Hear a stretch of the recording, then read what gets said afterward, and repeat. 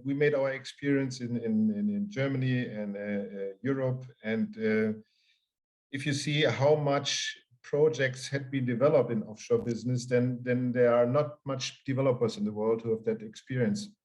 And from that point of view, we look very carefully at which country can we do something and where are the conditions good and the political will is where it is high. And so we came to Vietnam. Excellent resources in wind, and you can build offshore very close to the coastline, which lowers the cost. And these are advantages together with the energy need of Vietnam, because Vietnam is successful and will be successful in the future as well. You see a strong growth, and this all lead us to Vietnam and to start our development just right now.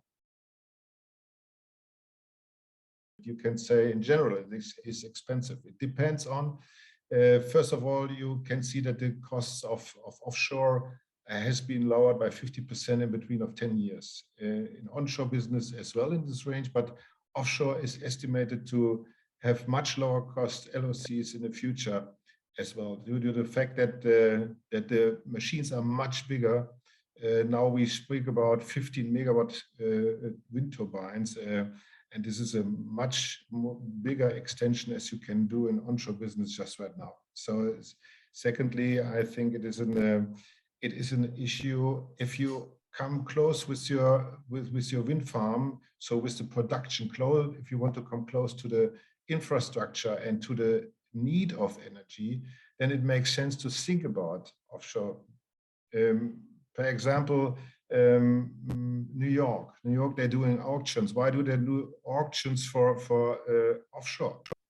And yeah, they do it because it is close to the city, and they don't need to make big grid connections for a long time where they need a long permitting proposal. Exactly the advantage of offshore business, bring the energy close to the industrial zones and close to the infrastructure where it is needed.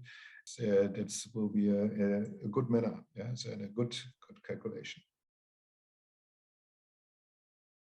To create a quality in the project that the project is bankable and that it can be done and operated in a good manner.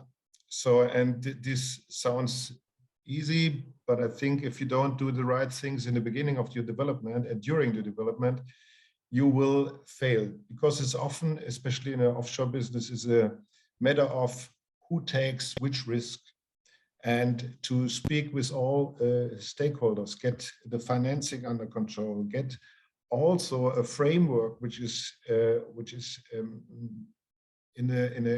have a right behavior and will support that. You know, if the framework is good and the fit is good, so that the risks are lowered for financing, and that will lower the cost as well.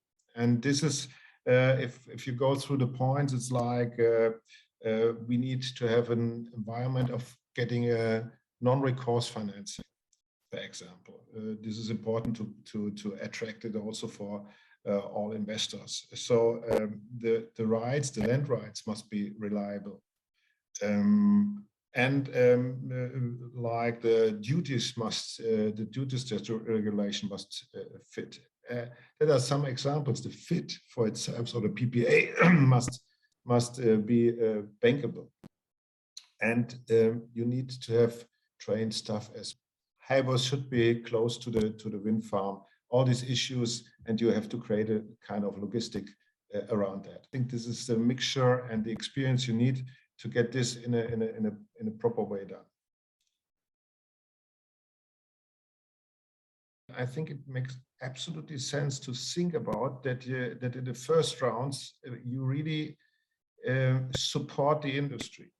But nevertheless, I'm pretty sure that we can get an environment related to PPA and FIT, which are again bankable.